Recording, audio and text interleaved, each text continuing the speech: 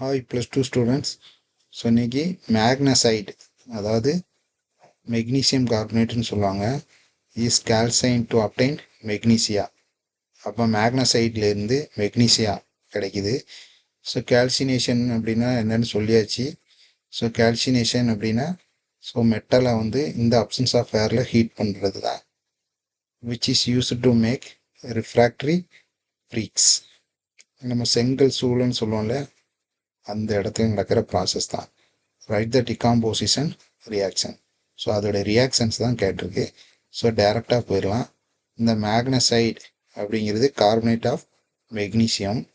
இதில் மேக்னசைடை 800 to 1000 degree heat பண்ணுவாங்க. At the CO2 content it's driven off. இதில் இருக்கிற CO2 என்ன செஞ்சிடும், வெளியே போயிடும். இந்த ரெசிடியூ கிடைக்கிற அதுக்கு பேர் தான் கால்சைன் மேக்னசைடு. ஸோ செங்கச்சூளைன்னு நம்ம சொல்கிறோம்ல, அதுக்கான ஈக்குவேஷன் தான் இது. ஸோ மேக்னசைடை ஹீட் பண்ணி மெக்னீசியா, அந்த பிரிக்ஸில் இருக்கிற அந்த களிமண்ணுக்கு பேர் தான் மெக்னீசியா. ஸோ CO2 வெளியே போயிடுது. Next reduction of metal oxide. Metal ஆக்சைட்ஸை எப்படி ரிடக்ஷன் பண்ணலாம்? இதில் நீங்கள் உங்களுக்கு தெரிய வேண்டியது ரெடியூசிங் ஏஜெண்ட். ரெடியூசிங் ஏஜெண்ட்னா மெட்டலை ரெடியூஸ் பண்ணக்கூடிய ஒரு ஏஜெண்ட். அது என்னலான்னா கார்பன் சின்னு சொல்லுவாங்க, carbon monoxide CO, hydrogen H2, அப்புறம் aluminium AL, and other reactive metal sodium, இந்த மாதிரி நிறைய இருக்குது. ஸோ இதெல்லாம் ரெடியூசிங் ஏஜென்ட்டுக்கு எக்ஸாம்பிள் என்னன்னு கேட்டால் ஞாபகம் வச்சுக்கிடுங்க. ரெடியூசிங் ஏஜென்ட்னா ரிமூவல் ஆஃப் ஆக்சிஜன் தான் ரெடியூசிங் ஏஜென்ட். ஸோ இப்போ இதில் எதை சூஸ் பண்ணுறது, சாய்ஸ் ஆஃப் ரெடியூசிங் ஏஜென்ட். இப்போ நிறைய ரெடியூசிங் ஏஜென்ட் பார்த்துருக்கோம். இதில் எதை சூஸ் பண்ணுறது அப்படிங்கிறது எதை டிபெண்ட் பண்ணியிருக்குன்னா நேச்சர் ஆஃப் மெட்டல். நீங்கள் எந்த மெட்டலை தேர்ந்தெடுக்க போகிறீங்களோ அதோடைய பண்பை பொறுத்து, நேச்சரை பொறுத்து தான் இருக்குது. எடுத்துக்காட்டுக்கு carbon cannot use reducing agent for reactive metal such as sodium, potassium, aluminium. அப்போ ரியாக்டிவ் மெட்டல் அப்படின்னா என்ன ஞாபகம் வைக்கணும், ஈஸியாக ரியாக்ட் ஆகக்கூடியதான் ரியாக்டிவ் மெட்டல். இப்போ சோடியத்தை வெளியே எடுத்துட்டிங்கனாலே ரியாக்ட் ஆகிடும். கெரோசினில் தான் வச்சுருப்பாங்க. அதை அந்த மெட்டலை நீங்கள் வெளியே எடுத்துட்டினாலே அட்மாஸ்பியரிக் ஏர் கூட ரியாக்ட் ஆகி அது எரிஞ்சிடும். ஸோ அதுதான் ரியாக்டிவ், உடனே ரியாக்ட் ஆகிடும். பொட்டாசியம், அலுமினியம் இது கூடலாம் கார்பன் என்ன செய்ய முடியாது, யூஸ் பண்ண முடியாது, எதா ரெடியூசிங் ஏஜெண்டா. அதே மாதிரி CO யூஸ் பண்ண முடியாது ஜிங்குக்கு, அலுமினாக்கு, ஜிங்க் ஆக்சைடுக்கும் அலுமினாக்கும். ஸோ இதை யூஸ் பண்ண முடியாது அப்படிங்கிறத எலிகாம் டயக்ராம் வச்சு தான் நம்ம என்ன செய்யணும், பார்க்கணும். சரி, அதில் பார்க்கலாம். அடுத்தது ஸ்மெல்ட்டிங் அப்படின்னா என்னன்னு பார்க்கணும். ஸ்மெல்ட்டிங் அப்படின்னா ஃப்ளக்ஸு. இதில் ஃப்ளக்ஸு அப்படின்னா என்னன்னு தெரியணும். ஃப்ளக்ஸு அப்படிங்கிறது கெமிக்கல் சப்ஸ்டன்ஸ், ஞாபகம் வச்சுக்கிடுங்க. ஃப்ளக்ஸ் அப்படின்னா கெமிக்கல் சப்ஸ்டன்ஸ். இது easily fusible slag with hang. So hang அப்படின்னா இம்ப்யூரிட்டிஸ். ஸோ அது நான் மெட்டாலிக், சிலிசியஸ் மேட்டர் அப்படின்னு நிறைய இருக்குது. So hang easily fusible slag with hang. So ஃப்ளக்ஸுங்கிறது கெமிக்கல் சப்ஸ்டன்ஸ். அது எப்படி ஃபார்ம் ஆகுதுன்னா ஃபியூசிபிள் ஸ்லாக் வித் ஹேங். ஹேங்கில் ஃபியூசிபிள் அப்படின்னா உருகி சேர்றது. ஸோ அது மூலியமாக ஃப்ளக்ஸு ஃபார்ம் ஆகுது. And reducing agent carbon monoxide, aluminium இதை ஆட் பண்ணுறாங்க இந்த மெத்தடில். ஸோ ஃப்ளக்ஸை ஆட் பண்ணுறாங்க, ரெடியூசிங் ஏஜெண்ட் எது கூட ஓர், எந்த ஓரை கான்சன்ட்ரேட் பண்ணணுமோ கான்சன்ட்ரேட் பண்ணியிருக்கோ அந்த ஓர் கூட. இப்போ இந்த மிக்சரை மெல்ட் பண்ணுறாங்க, உருக்குறாங்க. பை ஹீட்டிங், நல்லா ஹீட் பண்ணி அட் எலிவேட்டட் டெம்பரேச்சர். எலிவேட்டட் டெம்பரேச்சர்னால் ஒன்றும் கிடையாது, மெட்டல் உருகிற லெவலுக்கு. ஒவ்வொரு மெட்டல் அந்த கான்சன்ட்ரேட்டட் ஓரில் இருக்கிற மெட்டலை பொறுத்து அந்த மெட்டலுடைய மெல்ட்டிங் பாயிண்ட் 1000 இருந்ததுன்னா 1000க்கு மேலே அவங்க ஹீட் பண்ணுவாங்க. ஸோ இதை தான் எதில் வச்சுன்னா ஸ்மெல்ட்டிங் ஃபர்னேஸ். ஸ்மெல்ட்டிங். ஸோ இந்த பிக்சரில் நிறைய ஸ்மெல்ட்டிங் ஃபர்னேஸ் கொடுத்துருக்காங்க, பார்த்தாலே தெரியும். இதிலலாம் ஒரு பெரிய சிலிண்டரில் என்ன செய்கிறாங்க, ஸ்மெல்ட் பண்ணி அழகாக ஸ்மெல்ட் பண்ணி வெளியில் என்ன செய்கிறாங்க, ஊற்றுறாங்க. அந்த ரெட் கலரில் தெரியுது, அப்படியே எரியுது அவ்வளோ டெம்பரேச்சரில். ஸோ சிம்பிளாக சொல்லணும்னா நிறைய ஃபர்னேஸ் இருக்குது. அது ஆரோ டயக்ராம் கொடுத்துருக்காங்க. மோல்டன் அயான், இப்போ இது அயான் பிரித்து எடுக்கிறது. கீழே உருகிய நிலையில் இருக்கிற அயானை பிரித்து எடுப்பாங்க. இந்த மாதிரி இது வந்து பிளாஸ்ட் ஃபர்னேஸு. ஸோ இதில் அந்த ஹீட்டு பாருங்கள், ரெட் கலரில் இருக்கிற ஹீட்டில் என்னெல்லாம் இருக்குது அப்படிங்கிறத சும்மா நீங்கள் தெரிஞ்சுக்கிடுங்க. இப்போ இதில் ஸோ இதெல்லாம் வந்து ஸ்மெல்ட்டிங்கில் பிரித்து எடுக்கிறாங்க. கீழே வந்து மோல்டன் அயான், மேலே வந்து டெம்பரேச்சர் பாருங்கள், பாட்டத்தில் 1900 டிகிரி இருக்குது. ஸோ டாப்பில் வேஸ்ட் கேஸஸ் எல்லாம் வெளியே போயிடுது. ஸோ இதுதான் ஸ்மெல்ட்டிங்கில் நடக்குது. ஸோ இந்த இது பார்த்தாலும் உங்களுக்கு கிளியராக தெரியும். So hot air, molten iron எப்படி மேலே வருது அப்படிங்கிறது அழகாக இருக்குது. சரிங்களா? ஸோ வந்து ஸ்மெல்ட்டிங் அப்படின்னா ஒரு கிளியர் ஐடியா வந்திருக்கும். ஸ்மெல்ட்டிங் ஃபர்னேஸ் என்னன்னு பார்த்தாச்சு. So the oxide of iron can be reduce by carbon monoxide. So இந்த அயான் நமக்கு வேணும். அயானில் ஆனால் ஆக்சைட்ஸ் இருக்குது. ஸோ அந்த ஆக்சைட்ஸை வந்து எப்படி ரெடியூஸ் பண்ணுறாங்க பாருங்கள். எது மூலியமாக? கார்பன் மோனாக்சைடு ரெடியூசிங் ஏஜென்ட் போட்டோம் அப்படின்னா நமக்கு CO2 அதை என்ன செஞ்சது, வெளியே போயிடுது. பேலன்ஸு அயான் கீழே மோல்டன் ஸ்டேட்டில் நமக்கு கிடைக்கும். அந்த பிக்சரில் பார்த்தோம், மோல்டன் ஸ்டேட்டில் நம்மளுக்கு கிடைச்சிரும். சரிங்களா? நல்லா இப்படி தான் இருக்கும் ரியாலிட்டியில். சரிங்களா? அப்படியே அந்த ரெட் கலரில் அப்படியே வரும். சரி, நெக்ஸ்ட்டு இந்த எக்ஸ்ட்ராக்ஷனில் பேசிக் ஃப்ளக்ஸு எடுத்துக்கணும். குயிக் லைம் யூஸ் பண்ணுவாங்க. ஸோ ஃப்ளக்ஸும் குயிக் லைமும் யூஸ் பண்ணுவாங்க. ஃப்ளக்ஸு அப்படிங்கிறது கெமிக்கல் சப்ஸ்டன்ஸ்னு சொல்லியாச்சு, ஞாபகம் வச்சுக்கிடுங்க. இங்கே குயிக் லைம் CaO அப்படிங்கிறது குயிக் லைம். இந்த சிலிக்கா ஹேங் வந்து இந்த ஓரில் இருக்கிறது அசிடிக் நேச்சராக இருக்கும். இந்த குயிக் லைம் இது கூட கம்பைன் சேர்ந்து கால்சியம் சிலிகேட் அப்படிங்கிற ஸ்லாக் அப்படின்னா அது ஒரு மக்கு மாதிரி ஞாபகம் வச்சுக்கிடுங்க. ஸோ CaO இதுதான் ஃப்ளக்ஸு, சிலிக்கா ரெண்டு சேர்ந்து ஸ்லாக் ஃபார்ம் ஆகுது. இது அயானுக்கு யூஸ் ஆகுது. இப்போ எக்ஸ்ட்ராக்ஷன் ஆஃப் காப்பர் வந்து காப்பர் பைரேட்லேருந்து எடுக்கணும். ஸோ ஸ்மெல்ட்டிங்கில் வந்து எப்படி காப்பரை செப்பரேட் பண்ணுறது அப்படிங்கிறதுக்கு இது ஒரு பெஸ்ட் எக்ஸாம்பிள். இந்த கான்சன்ட்ரேட் ஓரை வந்து ரெவர்பரேட்டரி ஃபர்னேஸ்னு ஒன்று இருக்குது. ஸோ இந்த மாதிரி தான் இருக்கும் ரெவர்பரேட்டரி ஃபர்னேஸ், இந்த மாதிரி தான் இருக்கும். ஸோ இந்த ரெவர்பரேட்டரி ஃபர்னேஸில் காப்பரை பிரித்து எடுப்பாங்க. என்ன? Mixing with silica and acidic flux. So அந்த கான்சன்ட்ரேட் ஓர் கூட சிலிக்கா அசிடிக் ஃப்ளக்ஸை மிக்ஸ் பண்ணி அதில் போட்டுருவாங்க. போடும்போது ஃபெரஸ் ஆக்சைடு வந்து ஃபார்ம் ஆகும். ஏன் அப்படின்னா melting is basic in nature. So உருகும்போது ஃபெரஸ் ஆக்சைடு ஃபார்ம் ஆகும். அது கம்பைன் வித் சிலிக்கா கூட கம்பைன் ஆகி ஃபெரஸ் சிலிகேட்டுங்கிற ஸ்லாகாக ஃபார்ம் ஆகுது. ஸோ ரியாக்ஷனில் கொடுத்துருக்காங்க. நம்ம காப்பர் தான் பிரித்து எடுக்கணும்.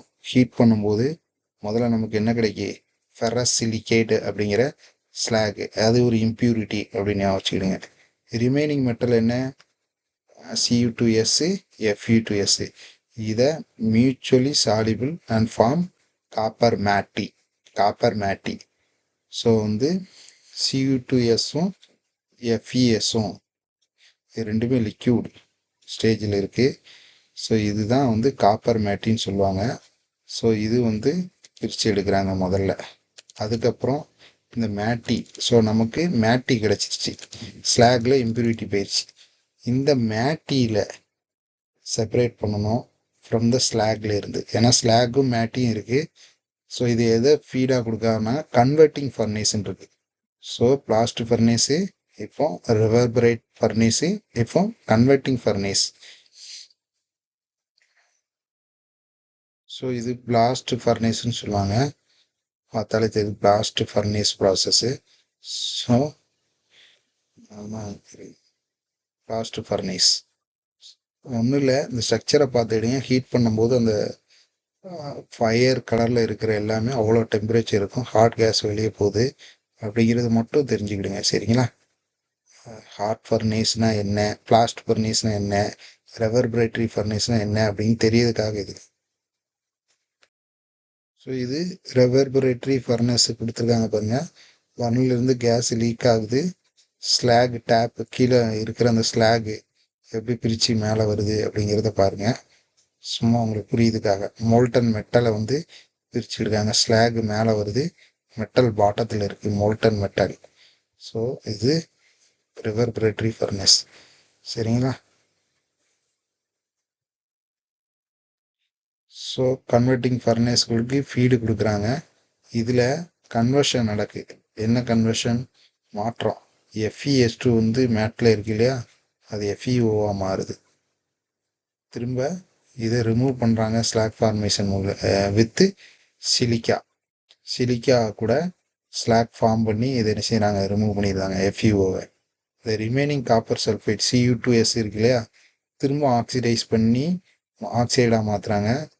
அதுக்கப்புறம் மெட்டாலிக் காப்பராக என்ன செஞ்சுறாங்க, மாற்றுறாங்க. அப்போ உங்களுக்கு ஞாபகம் வைக்க வேண்டியது, மேட்டி எப்படி ஃபார்ம் ஆகுதுன்னு தெரியணும். அந்த மேட்டி அதில் Cu2Sம் இருக்குது, FeSம் இருக்குது. அந்த இதில் எப்படி தனித்தனியாக பிரித்து எடுக்கிறாங்க அப்படிங்கிறது தான். இதில் Cu2S லிக்யூடு சாலிடு ரெண்டு ஸ்டேட்டில் இருக்கும். ஸோ வந்து இதை ஹீட் பண்ணும்போது ஆக்சைடாக மாறுது. திரும்ப இதை ஃபர்தராக இதாகும்போது நமக்கு பியூர் காப்பர் கிடைக்கிது. So metallic copper solidify. So blister appearance அப்படின்னா கொஞ்சம் டல்லாக இருக்கும், கருப்பாக இருக்கிற மாதிரி. ஏன் அப்படின்னா இதில் SO2 எவால்வ் ஆகும் இந்த ப்ராசஸில். இந்த ப்ராசஸ்க்கு பேர் தான் பிளிஸ்டர் காப்பர். பொதுவாக மெட்டல் வந்து சைனி தான், பட் வந்து இந்த இதில் ப்ரொடியூஸ் பண்ணுற காப்பர் வந்து கொஞ்சம் பிளாக்காக இருக்கும். அதுக்கு பேர் பிளிஸ்டர் காப்பர். காரணம் வந்து evolution of SO2. Next reduction by carbon. So oxide ore அந்த மெட்டலோட ஆக்சைடு ஓர கோக் கூட ஹீட் பண்ணுறாங்க ஒரு ஃபர்னேஸில். லாஸ்ட் ஃபர்னேஸ்னு கூட எடுத்துக்கலாம். இதில் இந்த மெட்டல் வந்து என்ன செஞ்சிடும், to not form carbide with carbon at the reduction temperature. So வந்து ரிடக்ஷன் பை கார்பன் எதுக்கு யூஸ் பண்ணணும்? ஒன்றும் இல்லை, நமக்கு ஓர்ஸோட ஆக்சைட்ஸ் ஓர்ஸ் இருக்கு இல்லையா, ZnO, FeTO3, PbO3, எதுனாலும் ஆக்சைட்ஸ் ஓரை எடுத்துட்டு அதை ஸ்ட்ராங்காக என்ன செய்யணும், ஹீட் பண்ணணும் கோக் போட்டு. ஆனால் கார்பைடு எதெல்லாம் ஃபார்ம் ஆகாதோ, சில மெட்டல் கார்பைடு ஃபார்ம் பண்ணிடும். அந்த மெத்தடை இதில் என்ன செய்ய முடியாது, அந்த மெட்டல்ஸை இதில் பிரித்து எடுக்க முடியாது.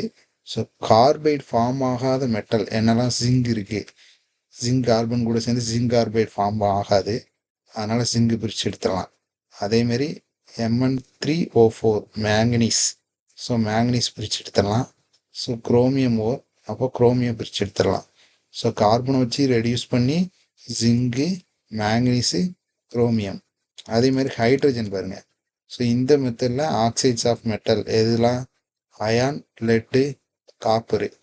இது வந்து less electropositive character then hydrogen.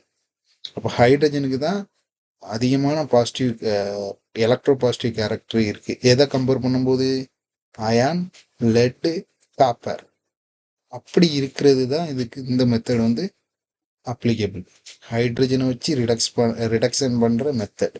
So இதெல்லாம் இன்ஃபர்மேஷன். இதில் வந்து Ag2 சில்வர் இருக்குது, ஹைட்ரஜன் கேஸ் போட்டோம் அப்படின்னா சில்வர் கிடச்சிருது நமக்கு. அதேமாதிரி அயான் ஓரில் ஹைட்ரஜன் வச்சு ரெடியூஸ் பண்ணோன்னா நமக்கு என்ன கிடைச்சிருது, அயான் கிடைக்கிறது. ரெண்டுலேயுமே H2O லிக்யூடாக கிடைக்கிது, வாட்டர். சரிங்களா? Nickel can be reduced to nickel by using mixture of hydrogen and carbon monoxide. அதுக்கு பேர் வாட்டர் கேஸ்ன்னு சொல்லுவாங்க.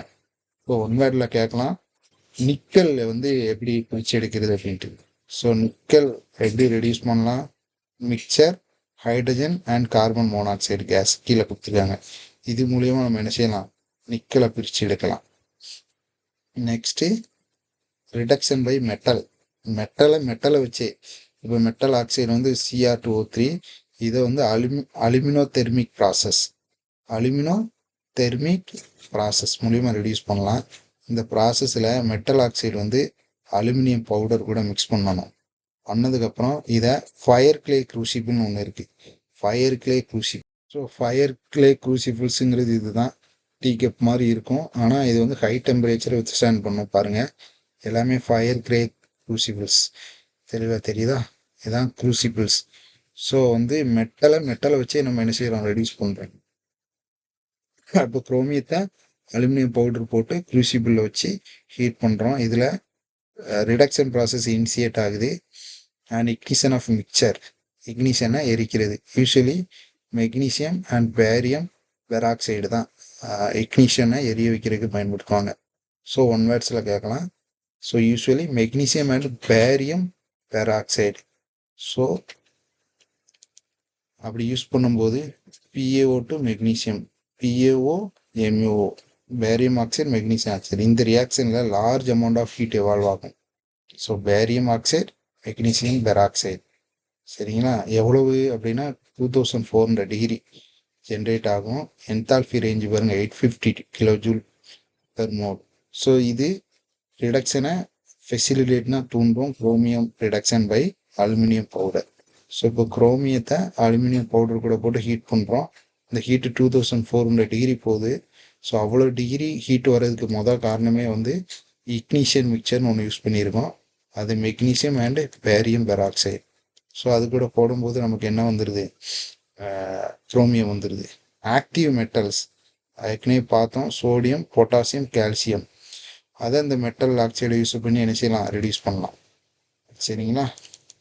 ஸோ கீழே கொடுத்துருக்காங்க B2O3 சோடியம் போட்டிங்கன்னா போரான் வந்துடுது. ஆக்டிவ் மெட்டல்ஸ்லாம் இது. சோடியம்ங்கிறது ஆக்டிவ் மெட்டல். அடுத்து ருபீடியத்தை மெக்னீசியத்து கூட ட்ரீட் பண்ணிங்கன்னா ருபீடியம்.